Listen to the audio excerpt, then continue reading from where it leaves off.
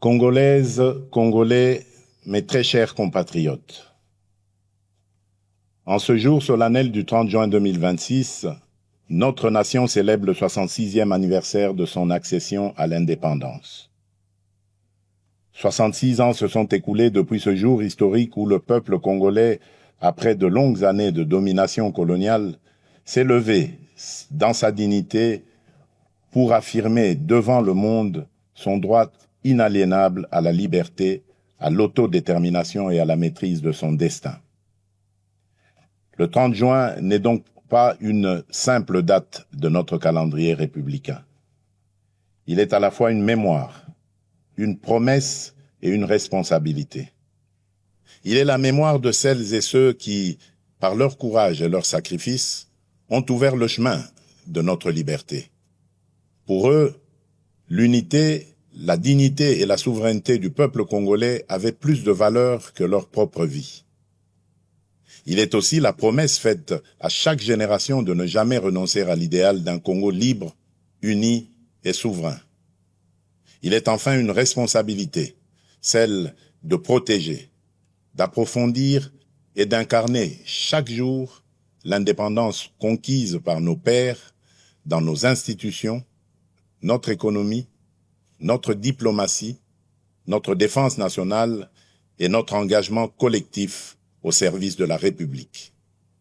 En ce jour de communion nationale, je m'incline avec respect devant la mémoire de nos pères de l'indépendance, de nos héros nationaux, de nos martyrs et de tous les combattants de la liberté, connus ou anonymes, qui ont fait de ce pays une patrie libre.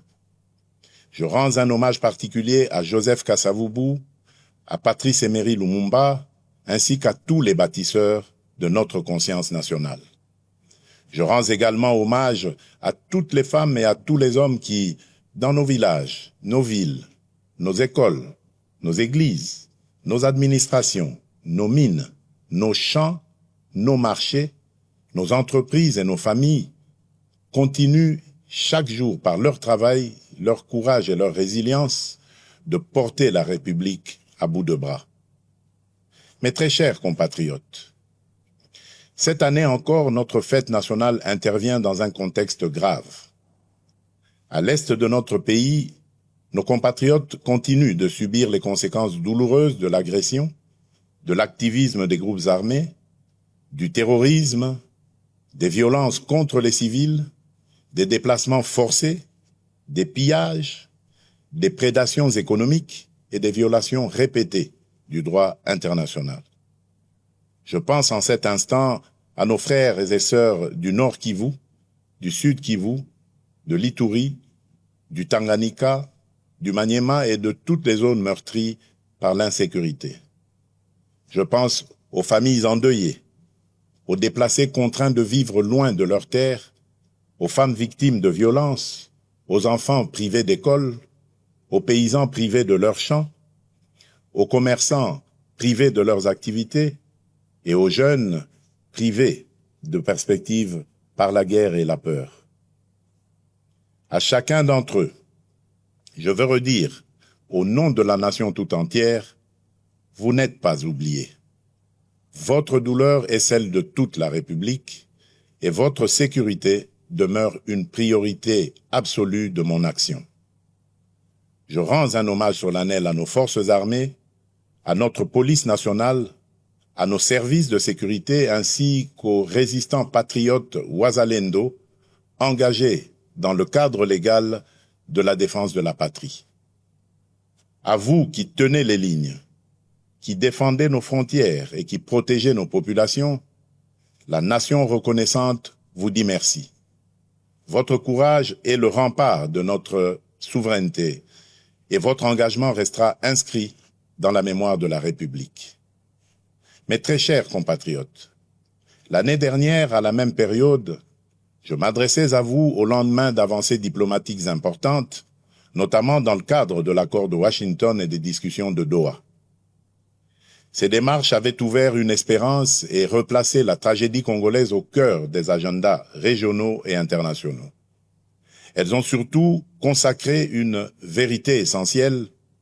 aucune paix durable dans la région des Grands Lacs ne peut se bâtir contre la souveraineté de la République démocratique du Congo, ni au détriment de la dignité de son peuple. Le choix de la diplomatie n'a jamais été un signe de faiblesse. Il fut le choix de la responsabilité, de la maîtrise et de la recherche, par tous les moyens légitimes, de la fin des souffrances imposées à nos populations.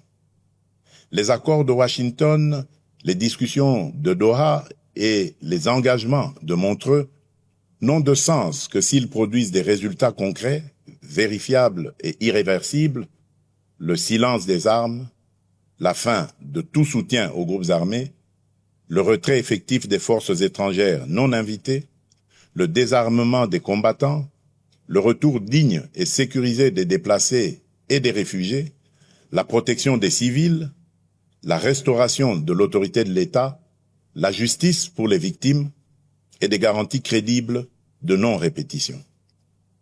La République démocratique du Congo reste engagée en faveur de la paix. Elle respecte sa parole, honore ses engagements et demeure ouverte au dialogue lorsqu'il est sincère, équilibré et conforme aux intérêts fondamentaux de la nation. Mais la paix ne peut être ni une mise entre parenthèses de la vérité, ni une récompense accordée à ceux qui prennent les armes contre la République, encore moins un compromis sur notre souveraineté, notre justice ou notre intégrité territoriale. La paix que nous recherchons est une paix juste, une paix qui respecte les frontières, restaure l'autorité de l'État, sanctionne les crimes et transforme nos ressources naturelles en instruments de développement et non en carburant de guerre. C'est cette paix-là que nous voulons, cette paix-là que nous défendrons.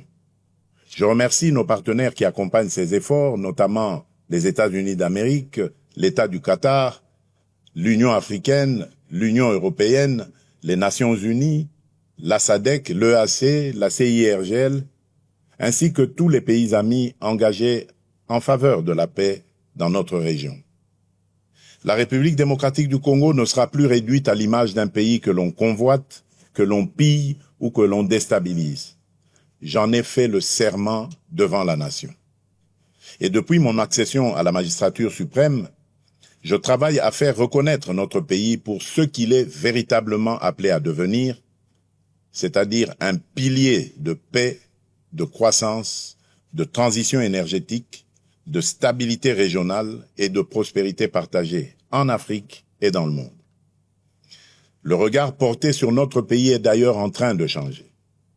La République démocratique du Congo n'est plus seulement perçue comme un territoire de crise, elle est désormais identifiée comme un pays solution, grâce notamment à nos minerais critiques, le cobalt, le cuivre, le coltan, le lithium, qui participent déjà à façonner l'avenir du monde et confèrent à notre pays un levier historique de repositionnement et de transformation.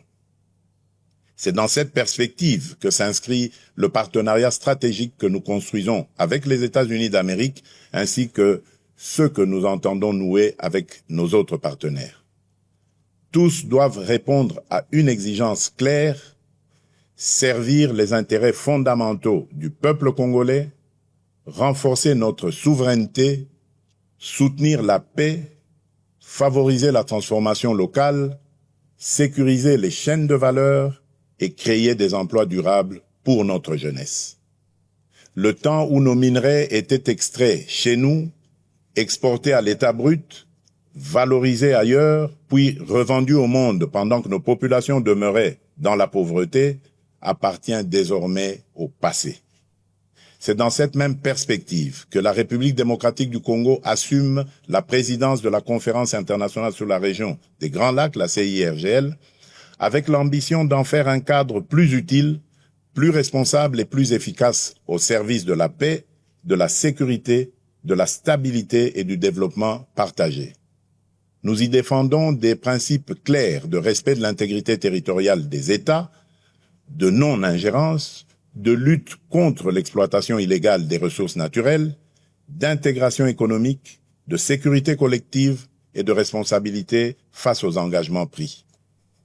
C'est également cette voix que notre pays portera au Conseil de sécurité des Nations Unies notamment lors de la réunion de haut niveau que j'aurai l'honneur de présider le mois prochain sur les liens entre ressources naturelles, paix, sécurité et développement durable.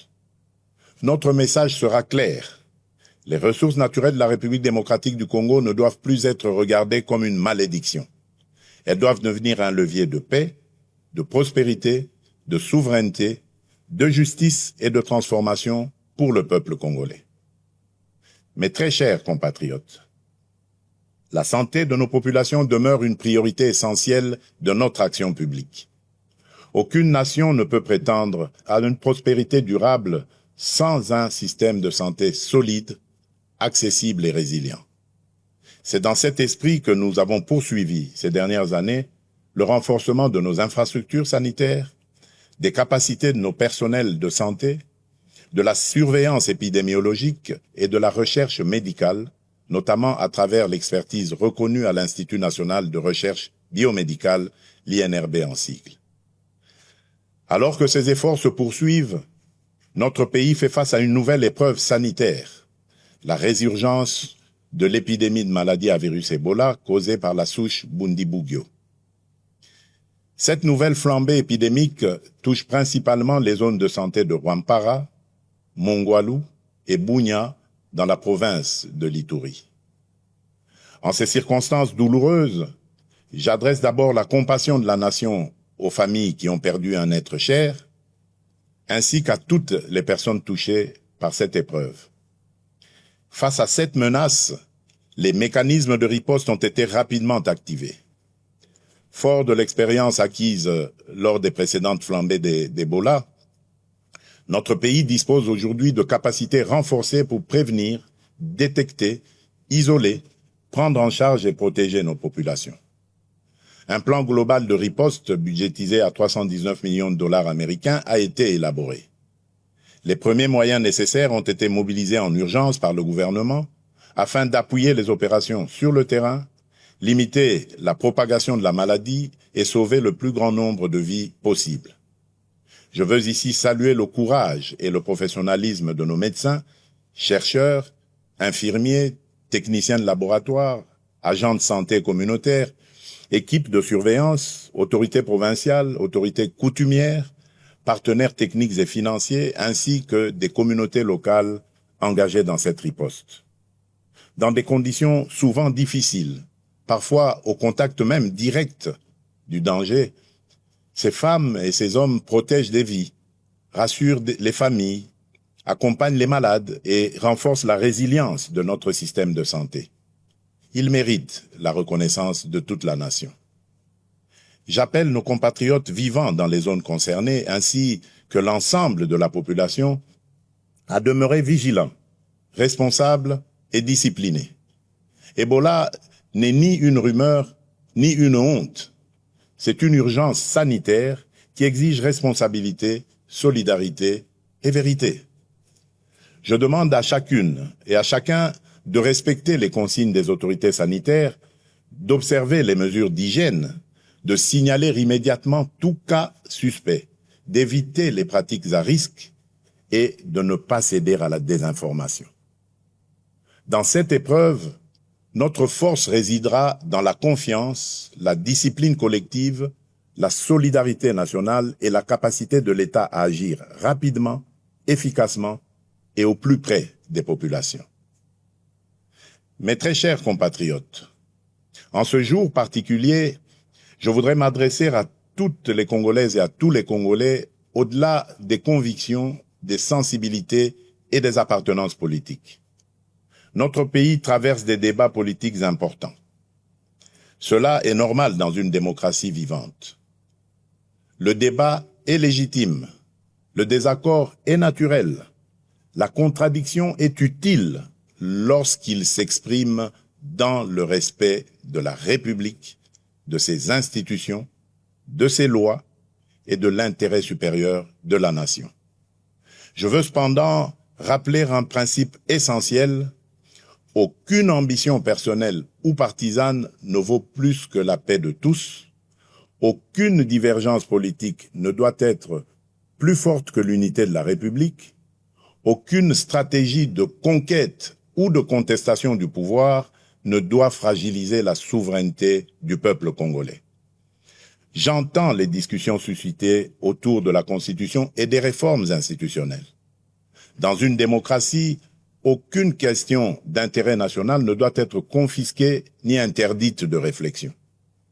Mais dans le même temps, aucun débat touchant au pacte fondamental de la nation ne peut être conduit dans la précipitation, la manipulation ou l'obsession politicienne. La Constitution n'est ni un instrument de circonstance, ni un objet de convenance.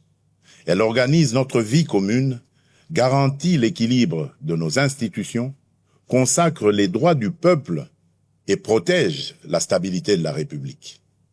En débattre exige donc sérénité, rigueur, transparence et sens élevé de l'intérêt général. Ma responsabilité comme chef de l'État et garant de la nation est de veiller à ce que les débats engageant l'avenir du pays se tiennent dans le respect de la Constitution, de l'État de droit, des institutions et de la souveraineté populaire. Elle est aussi d'écouter, d'apaiser, de clarifier et, lorsque cela s'impose, de rechercher les voies d'un consensus national responsable. S'agissant de la loi référendaire adoptée par les deux chambres du Parlement, je tiens à rappeler qu'elle relève du fonctionnement normal de nos institutions et du principe de séparation des pouvoirs. Dans une république démocratique, le Parlement débat, délibère et légifère. Le président de la République, garant du bon fonctionnement des institutions, exerce les prérogatives que lui confère la Constitution. Les juridictions compétentes, quant à elles, veillent au respect de l'ordre constitutionnel et de l'état de droit. C'est dans cet esprit de coopération interinstitutionnelle et de respect de l'état de droit que j'ai déféré cette loi à la Cour constitutionnelle aux fins d'examen de sa constitutionnalité avant sa promulgation éventuelle conformément à l'article 160 alinéa 3 de notre Constitution. Cette démarche procède d'une conviction républicaine profonde. Dans une démocratie, aucune décision, aussi importante soit-elle, ne saurait s'affranchir des règles, des procédures et des garanties que nous impose la loi fondamentale. La République ne ferme pas la porte à aucun de ses enfants d'ailleurs, dès lors qu'ils choisissent la voie de la paix, du dialogue, du respect des institutions et de la loyauté envers la nation. Mais le dialogue ne peut être détourné de son sens. Il ne saurait devenir un instrument de pression, de contournement des institutions ou de remise en cause de la volonté du peuple telle qu'elle s'exprime conformément à la Constitution et aux lois de la République. Le peuple congolais est le seul souverain. Nul ne peut parler durablement au nom de la nation contre la nation elle-même. Nul ne peut prétendre défendre la démocratie tout en refusant les principes qui la fondent, à savoir le débat libre, le respect des institutions, la séparation des pouvoirs, la souveraineté populaire et la responsabilité devant le peuple. À ce stade, je voudrais surtout insister sur un point avec la plus grande fermeté: le recours à la violence, aux armes, à la haine, à la désinformation ou à toute forme d'atteinte à notre souveraineté et à notre intégrité territoriale ne saurait constituer un mode d'expression politique. Il ne peut en aucun cas ouvrir un droit particulier à la négociation, ni placer ceux qui menacent la République au-dessus de ceux qui respectent ses lois. Nous pouvons débattre, diverger et nous opposer dans le cadre républicain. Mais nous n'avons pas le droit d'affaiblir la nation au moment où elle fait face à des menaces existentielles. Face aux défis qui pèsent sur notre pays, l'unité nationale n'est pas une option, elle est une exigence historique, elle est un impératif absolu. J'appelle donc les acteurs politiques, de la majorité comme de l'opposition, les responsables sociaux, religieux, économiques, médiatiques et associatifs, ainsi que l'ensemble de la société civile, à faire preuve de hauteur, de retenue et de responsabilité. Mes très chers compatriotes, au milieu des épreuves que traverse notre nation, cette année nous aura également offert un puissant motif de fierté collective. Nos léopards viennent d'écrire une page historique du football congolais. 52 ans après notre dernière participation à une Coupe du Monde, ils ont non seulement ramené la République démocratique du Congo sur la scène mondiale, mais ils viennent aussi de franchir, avec courage et panache, un cap inédit de notre histoire sportive. Par leur brillante victoire face à l'Ouzbékistan, sur le score de 3-1, nos léopards se sont qualifiés pour la phase à élimination directe, offrant à notre peuple une joie immense, une émotion rare et une fierté qui dépasse le seul cadre du sport. Au-delà du résultat, cette victoire porte une signification profonde. Elle nous rappelle qu'aucun objectif n'est hors de portée lorsque la discipline, le travail, la solidarité et la foi en nos propres forces se conjuguent. Pendant plusieurs semaines, nos différences se sont effacées derrière un même drapeau. Le Nord et le Sud, l'Est et l'Ouest, les Congolais de l'intérieur comme ceux de la diaspora ont vibré d'un même cœur, dans une même ferveur et avec une même fierté. Voilà l'image du Congo que nous devons préserver et faire grandir. Un Congo uni, ambitieux, résilient et déterminé à tenir son rang parmi les nations. Par leur courage, leur combativité et leur attachement au maillot national, nos léopards ont rappelé au monde que la République démocratique du Congo ne se résume pas à ses crises. Le Congo, c'est aussi le talent, l'audace, la discipline, la résilience et cette capacité de croire jusqu'au bout, même lorsque le chemin semble difficile. J'adresse, au nom de la nation, mes chaleureuses félicitations aux joueurs, au staff technique, aux dirigeants sportifs, à la fédération, aux supporters, ainsi qu'à toute la jeunesse congolaise qui s'est reconnue dans cette magnifique aventure. À nos léopards, qui s'apprêtent désormais à défier l'Angleterre en 16e de finale, je veux adresser un message simple. Entrez sur le terrain avec la sérénité de ceux qui ont déjà honoré la nation, mais aussi avec l'audace de ceux qui savent que l'histoire n'a pas encore livré son dernier mot. Jouez avec discipline, courage, intelligence et surtout sans regret. Vous avez déjà fait battre le cœur des Congolaises et des Congolais. Vous avez déjà rendu tout un peuple fier. Mais nous continuons à croire en vous et en votre capacité à aller plus loin, à surprendre encore, à faire reculer les limites du possible et à écrire sous nos couleurs une nouvelle page de notre grandeur nationale. Quelle que soit l'adversité, la République démocratique du Congo vous accompagnera de sa ferveur, de ses prières et de son soutien indéfectible. Entrez sur le terrain avec la force de tout un peuple uni derrière vous. Le sport est une école de discipline, de cohésion, d'effort et de patriotisme. L'esprit des léopards doit inspirer la nation entière. Rester unis, défendre nos couleurs, croire en nos forces et combattre chacun à sa place pour l'honneur et la grandeur de la République.